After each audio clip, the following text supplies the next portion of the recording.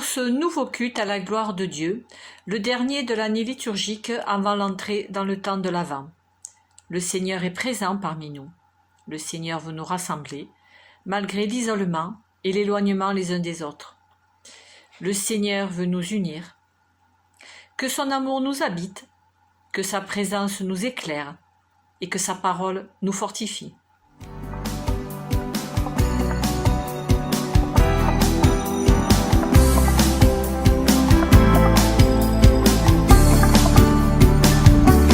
Venez le célébrer, son grand amour, venez le chanter.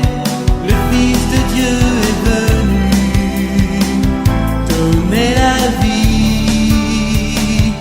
Nous te fêtons au roi, car tu nous fais partager ta joie.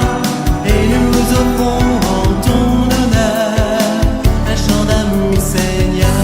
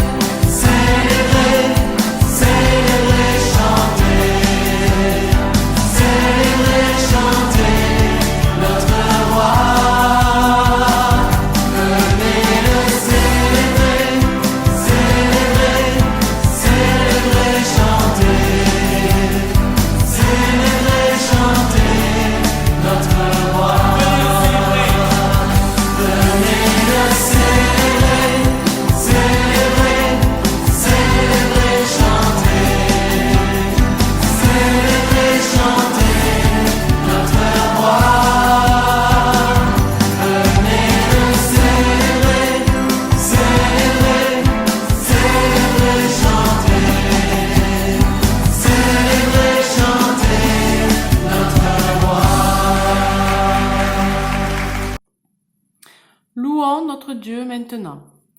Béni soit le Seigneur qui m'éveille et m'appelle à une nouvelle journée, avec ses imprévus et ses surprises, toujours à la gloire de Dieu.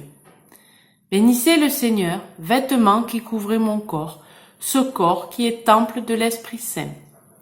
Bénissez le Seigneur, point du jour, lever du soleil, vent et tous les éléments de la nature. Bénissez le Seigneur, temps de prière, de méditation et de réflexion, et surtout de communion. Bénissez le Seigneur, instrument de musique, et vous, les voix humaines qui accompagnez nos louanges vers lui. Bénissez le Seigneur, pain, eau, aliments qui reconstituaient mes forces physiques pour le service des hommes. Bénissez le Seigneur, routes et rues, moyens de transport qui me permettaient de joindre les personnes et les choses. Bénissez le Seigneur, ordinateur, tablette, internet et autres instruments de travail qui m'aidaient à remplir mes tâches.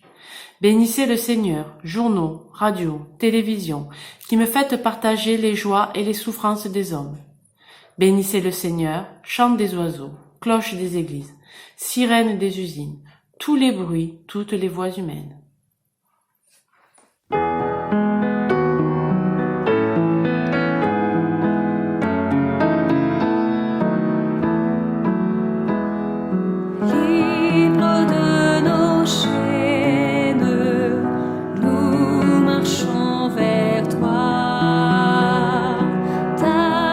Souveraine, affermis nos pas.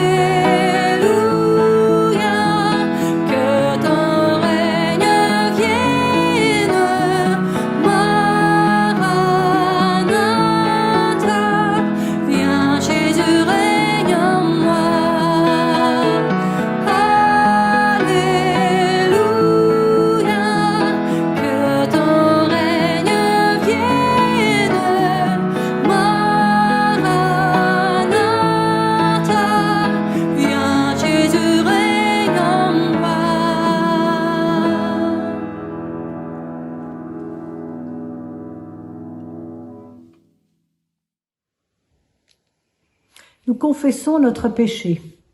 Le poète indien Rabindranath Tagore raconte « J'étais allé mendiant de porte en porte sur le chemin du village lorsque ton chariot d'or apparut de au loin, Seigneur. Pareil à un rêve splendide, et j'admirais quel était ce roi de tous les rois.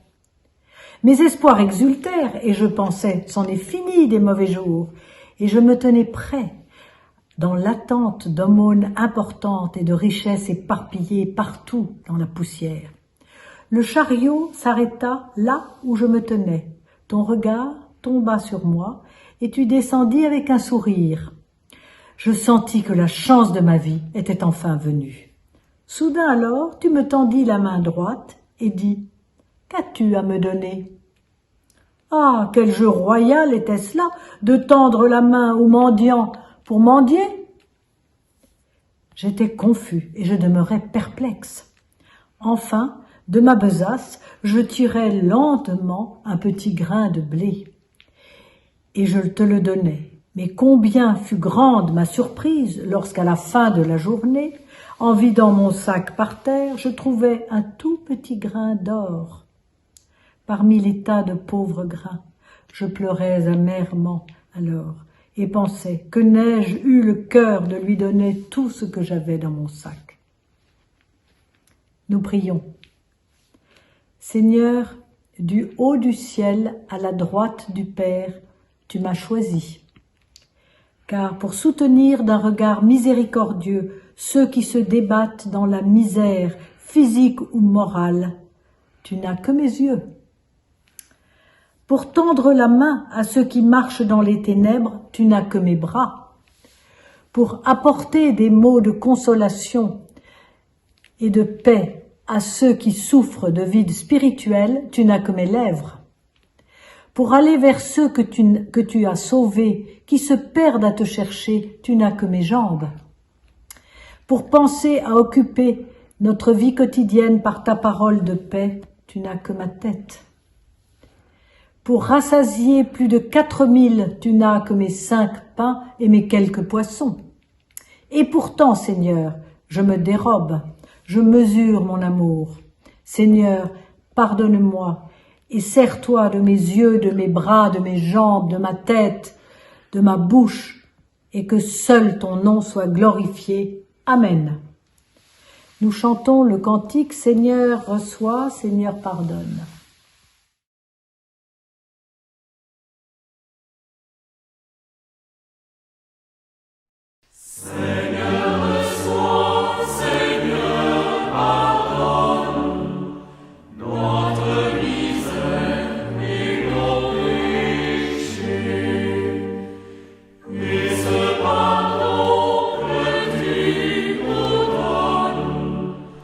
Enseigne-nous à le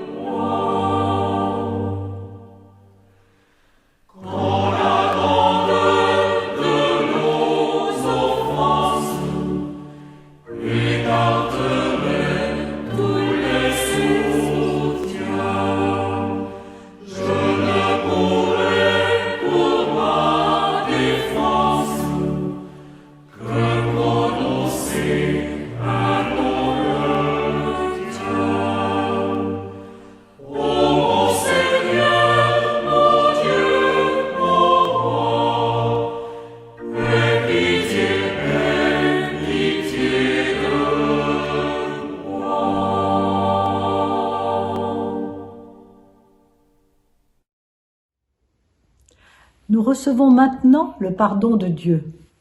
Dieu s'est donné un nom de Père afin que nous ayons droit à celui d'enfant. Il pardonne à quiconque se repent sincèrement et croit, dès lors que personne ne nous juge, ne nous condamne, ne nous menace. Ceux qui le feraient s'attaqueraient au nom d'enfant que Dieu nous a donné. Dès lors, cessons de nous sentir jugés ou condamnés ou menacés. Car Dieu a cassé tous les actes d'accusation qui sont dressés contre chacun d'entre nous.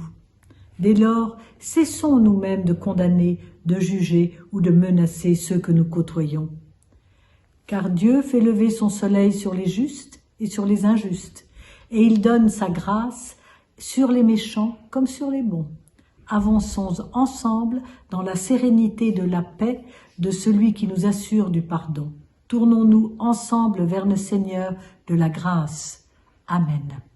Et nous chantons le cantique magnifique est le Seigneur.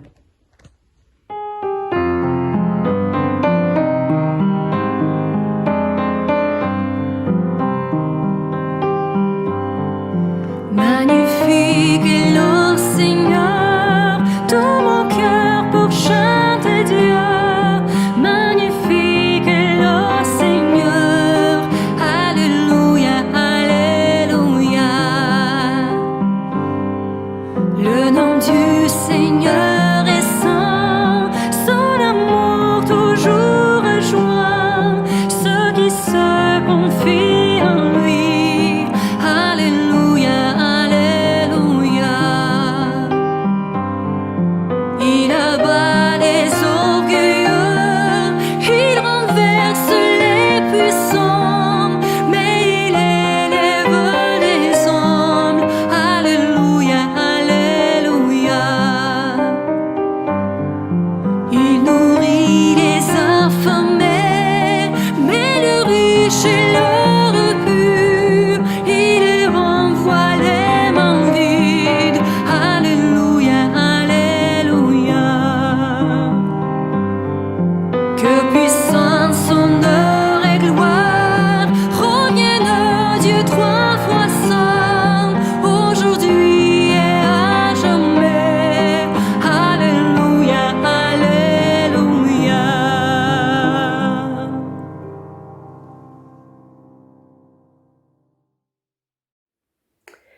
Prière d'illumination. Seigneur, tu es le Maître et nous sommes tes disciples. C'est de toi que nous avons tout à apprendre. Cependant, nous sommes lents à comprendre et à croire ce qui concerne ton royaume. Mais tu nous as promis ton esprit de vérité pour nous conduire dans toute la vérité.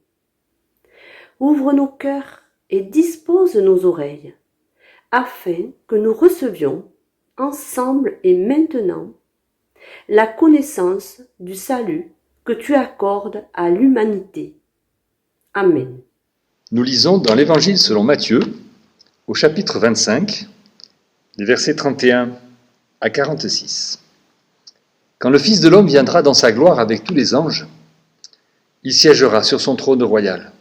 Tous les peuples de la terre seront assemblés devant lui, et il séparera les gens les uns des autres, comme le berger sépare les brebis des boucs. Il placera les brebis à sa droite et les boucs à sa gauche. Alors le roi dira à ceux qui seront à sa droite, « Venez vous qui êtes bénis par mon Père, et recevez le royaume qui a été préparé pour vous depuis la création du monde, car j'ai eu faim, et vous m'avez donné à manger, j'ai eu soif, et vous m'avez donné à boire. J'étais étranger, et vous m'avez accueilli chez vous. J'étais nu, et vous m'avez habillé. J'étais malade, et vous avez pris soin de moi, j'étais en prison, et vous êtes venus me voir. » Ceux qui ont fait la volonté de Dieu lui répondront alors, « Seigneur, quand t'avons-nous vu affamé, et t'avons-nous donné à manger, ou assoiffé, t'avons-nous donné à boire? Quand t'avons-nous vu étranger, t'avons-nous accueilli chez nous, ou nu, et t'avons-nous habillé? Quand t'avons-nous vu malade ou en prison, et sommes-nous allés te voir ?» Le roi leur répondra, « Je vous le déclare, c'est la vérité, toutes les fois que vous l'avez fait à l'un de ces plus petits de mes frères, c'est à moi que vous l'avez fait. Ensuite le roi dira à ceux qui seront à sa gauche, allez-vous-en loin de moi, maudits, allez dans le feu éternel qui a été préparé pour le diable et ses anges, car j'ai eu faim, et vous ne m'avez pas donné à manger, j'ai eu soif, vous ne m'avez pas donné à boire. J'étais étranger, et vous ne m'avez pas accueilli, j'étais nu et vous ne m'avez pas habillé, j'étais malade et en prison, et vous n'avez pas pris soin de moi. Ils lui répondront alors, Seigneur, quand avons-nous vu affamé ou assoiffé ou étranger ou nu ou malade ou en prison et ne t'avons-nous pas secouru? Le roi leur répondra, je vous le déclare, c'est la vérité. Toutes les fois que vous ne l'avez pas fait à l'un de ces plus petits, vous ne l'avez pas fait à moi non plus. Et ils iront subir la peine éternelle, tandis que ceux qui ont fait la volonté de Dieu iront à la vie éternelle. Voilà une scène grandiose. Elle est d'ailleurs souvent reproduite dans des œuvres d'art représentant le jugement dernier, dans des tableaux ou des bas-reliefs à l'entrée des cathédrales. Car le Christ apparaît ici dans toute sa majesté, comme le Seigneur, celui qui a reçu tout pouvoir et toute autorité, celui devant qui chacun apparaît finalement tel qu'il est, celui devant qui nous ne pourrons pas tricher ou nous faire passer pour ce que nous ne sommes pas. Comment faudrait-il appeler cette scène ? Le geste presque vengeur du Christ, représenté par Michel-Ange au fond de la chapelle Sixtine, évoque l'heure du grand règlement de compte, l'heure où chacun se verra mis d'un côté ou de l'autre, à droite ou à gauche du Christ, l'heure où chacun se verra rétribué selon ce qu'il aura fait. Mais à sortir des images et à revenir aux paroles mêmes de Jésus, j'aimerais plutôt appeler cette heure racontée, ce jugement dernier, j'aimerais plutôt l'appeler l'heure des surprises. En effet, il y a bien des choses étonnantes dans cette description que Jésus nous donne ici. Je vous propose donc de nous laisser un peu surprendre par ces paroles de Jésus, de nous laisser un peu bousculer, car c'est finalement cela que le Seigneur veut faire ici, non pas nous effrayer, non pas nous tétaniser dans l'angoisse du jugement dernier, car la peur, ça paralyse. Jésus ne veut pas nous paralyser, mais nous mobiliser. Alors la première surprise dans ce récit prophétique de Jésus, c'est celle du lecteur ou de l'auditeur qui s'aperçoit que tout le monde est logé à la même enseigne. Pour chacun, pour toutes les nations, tous les peuples de la terre, le critère du jugement est le même. Le juge semble ignorer les distinctions que nous faisons devant lui, entre chrétiens et non-chrétiens, entre croyants et non-croyants, entre bien-pensants et mécréants, ou étiquetés comme tels. Ce qui est conforme à la volonté de Dieu, apparemment ici, ce n'est pas d'abord la plus belle foi, la meilleure doctrine ou l'accomplissement des plus grands miracles. Et n'allons pas penser, comme certains, que ce jugement que Jésus nous décrit ici ne concernerait que les non-chrétiens et leur attitude envers ces petits que sont ailleurs dans l'Évangile les disciples et les frères de Jésus. En effet, le contexte de ce chapitre 25 de l'Évangile de Matthieu, c'est justement un appel aux disciples à se tenir prêts, à veiller dans l'attente de la venue du Maître. Nous sommes donc concernés. Le seul critère du jugement, c'est donc l'attitude devant les petits. Ce prochain qui a faim de nourriture ou de dignité, qui a soif d'eau ou d'amour, d'amitié, qui est nu, sans vêtements sur lui ou simplement sans dignité, exposé au mépris public, celui qui est malade ou en prison. Ce petit, c'est celui ou celle qui dépend finalement de nous et pour lequel le Seigneur prend fait et cause. Voilà la surprise, et elle est de taille. Le Seigneur ressuscité, le roi, choisit de s'identifier à tous ceux qui sont en situation évidente de détresse ou de faiblesse et de dépendance. Il leur donne même un titre princier. Ce sont mes frères. Le Seigneur ne dit pas ce sont vos frères, mais ce sont mes frères.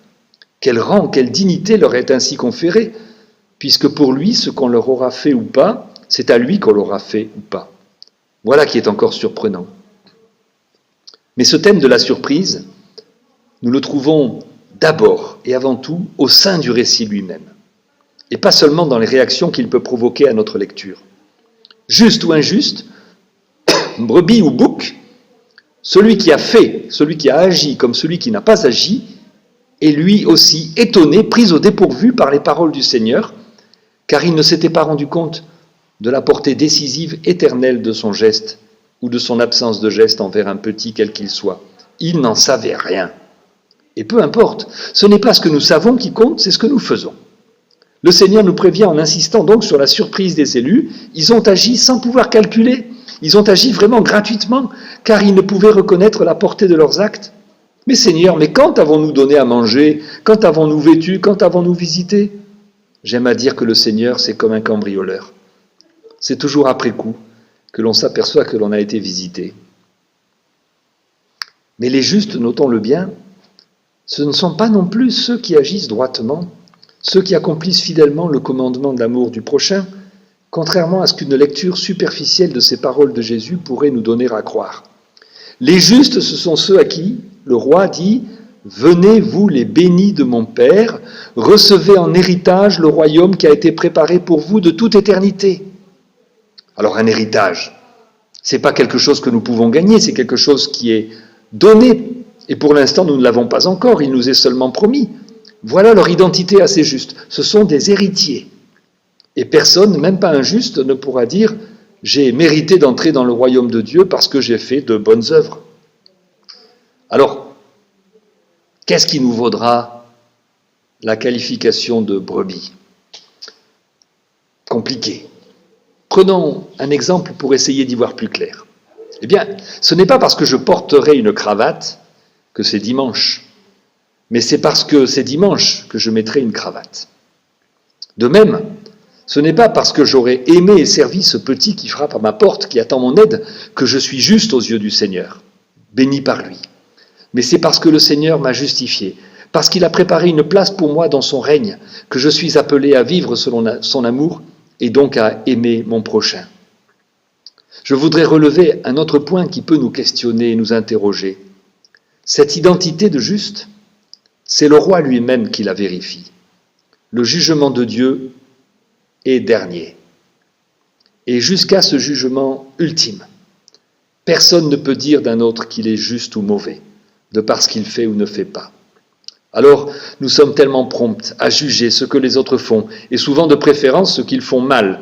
Mais ici, ce qui sera reproché, c'est précisément le bien qui n'aura pas été fait. Faire le mal, ici, c'est ne pas faire le bien.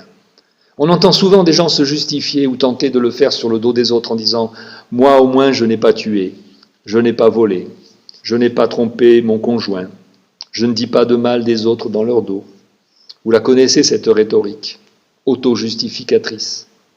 Mais voilà que le Seigneur prend les choses dans l'autre sens. Ce n'est pas ce que tu n'as pas fait qui m'intéresse, c'est ce que tu as fait ou pas. Ce petit qui était devant toi, qu'as-tu fait pour lui? Parce que ce que tu lui auras fait ou pas, c'est à moi que tu l'auras fait ou pas. Et peut-être en entendant égrener toutes ces occasions de rencontrer Jésus, en quelque sorte sans le savoir, sommes-nous encore surpris, étonnés par autre chose. La banalité, la simplicité de ce que Jésus attend de nous. Chacun sait, chrétien ou pas d'ailleurs, qu'il convient de donner à manger à celui qui a faim, de vêtir celui qui est nu, de visiter un malade retenu prisonnier par sa maladie. Nous allons chercher souvent des choses extraordinaires dans notre quête du Seigneur, mais le Seigneur nous attend au détour d'occasions tout à fait ordinaires. À propos de ce texte, quelqu'un a cité récemment la réflexion d'une personne qui avait caché des enfants juifs pendant l'occupation et qui disait son étonnement que la presse vienne l'interviewer, son étonnement d'être ainsi honoré, mis en valeur. Cette personne a confié alors qu'elle avait trouvé son attitude tout à fait normale, protéger les enfants de la déportation et d'une mort certaine. Une attitude qui aurait passé inaperçue dans des circonstances moins tragiques si les risques avaient été moins grands. Un geste parmi des millions de gestes, accueillir un étranger, donner à manger, à boire, de quoi s'habiller, visiter un prisonnier, se rendre au chevet d'un malade. Mais quelle banalité! Accueillir simplement cet ami qui vient vous raconter ses problèmes et ses malheurs. Rassasier celui qui a faim d'être écouté, reconnu, aimé, accepté. Quand nous entendons le Maître nous dire à la fin d'une parabole que nous méditerons dimanche prochain, « Veillez car vous ne savez pas quand le Maître va venir », nous pouvons aussi le comprendre comme « Je suis peut-être déjà venu à votre rencontre, tout à fait incognito, et m'avez-vous reçu ?» Alors c'est là, dans cet accueil, dans cet amour, dans le don tout simple, Jésus, que tu veux me voir manifester mon identité d'enfant de Dieu, d'héritiers du Seigneur?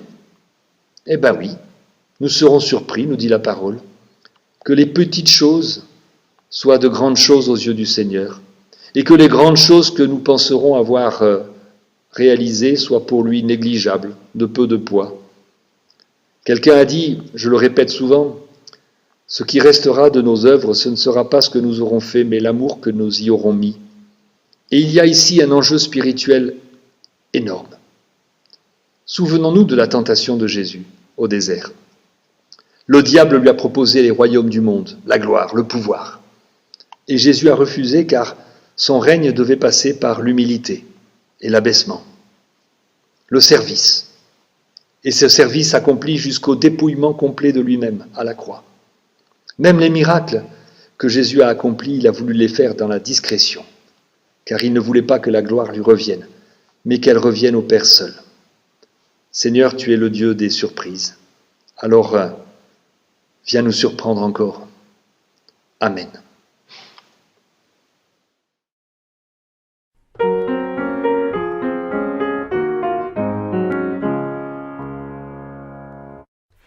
Tu me veux à ton service, moi qui sans toi ne suis rien, qu'à toute heure s'accomplisse ton désir et non le mien.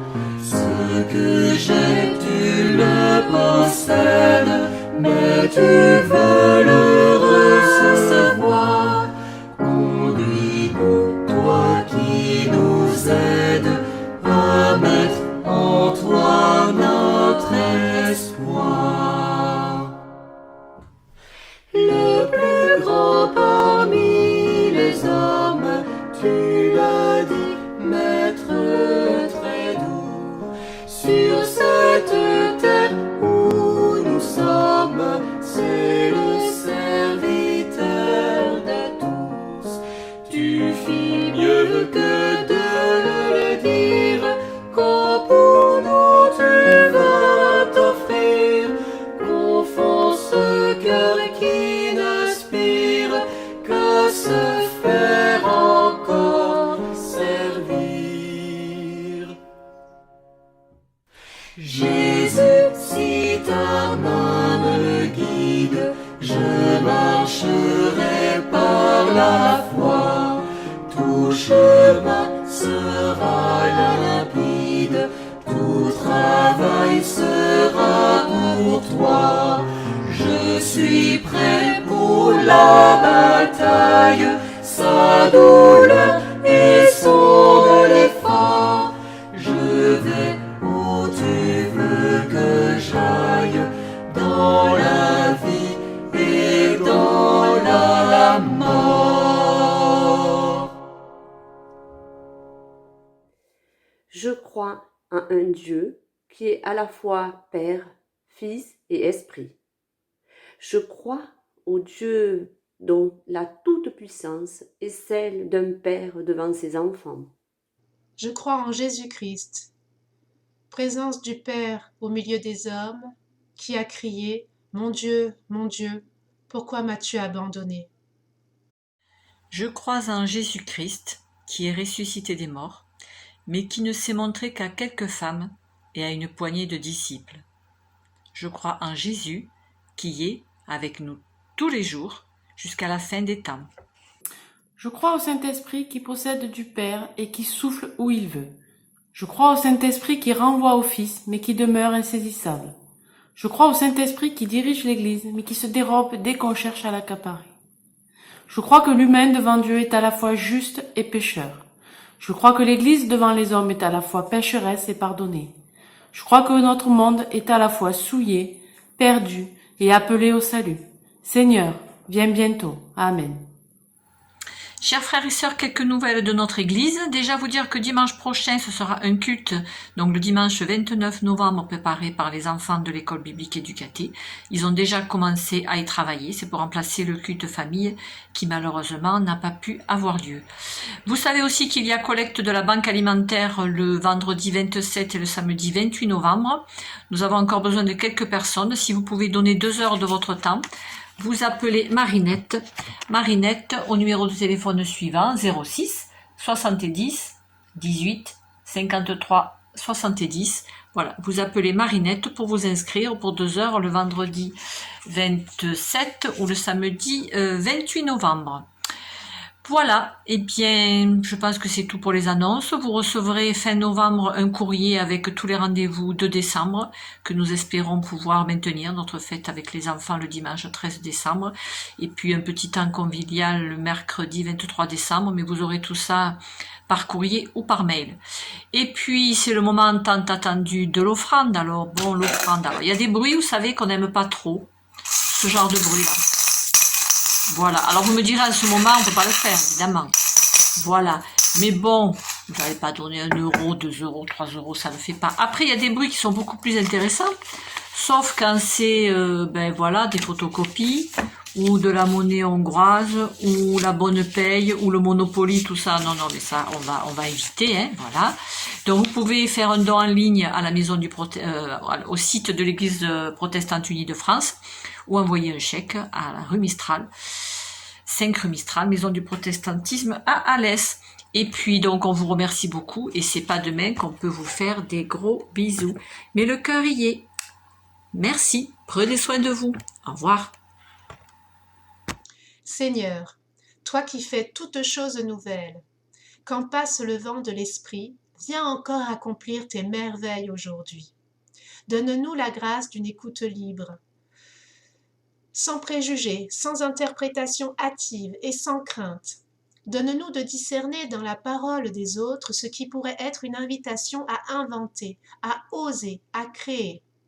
Donne-nous la grâce d'un regard libre et renouvelé, qui ne s'arrête pas à la surface des choses, qui ne s'arrête pas à l'image que nous avons des autres, et que n'encombre pas le souci de notre propre image. Donne-nous la grâce d'une intelligence ouverte, sans désir personnel de s'affirmer, sans désir de puissance. Donne-nous la grâce d'une parole libre, qui soit toujours respectueuse des autres. Donne-nous d'offrir à ceux qui souffrent, quelle que soit la cause de leur souffrance, une présence qui délivre, qui secourt, qui console. Donne-nous, pour ce qui est de notre responsabilité, l'audace de projets ambitieux et la patience de les mettre en œuvre, et surtout l'audace d'aimer.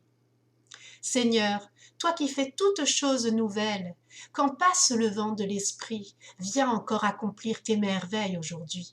Notre Père. On t'a dit, ô homme, ce qui est bien et ce que l'Éternel demande de toi, c'est de faire ce qui est juste, d'aimer la miséricorde et de marcher humblement avec ton Dieu. Nous recevons la bénédiction du Seigneur au moment de reprendre la route. Alors, allez en paix. Puisse le Dieu saint vous surprendre en chemin, le Christ Jésus être votre compagnon de route, et le Saint-Esprit rendre joyeuse et légère votre marche. Amen.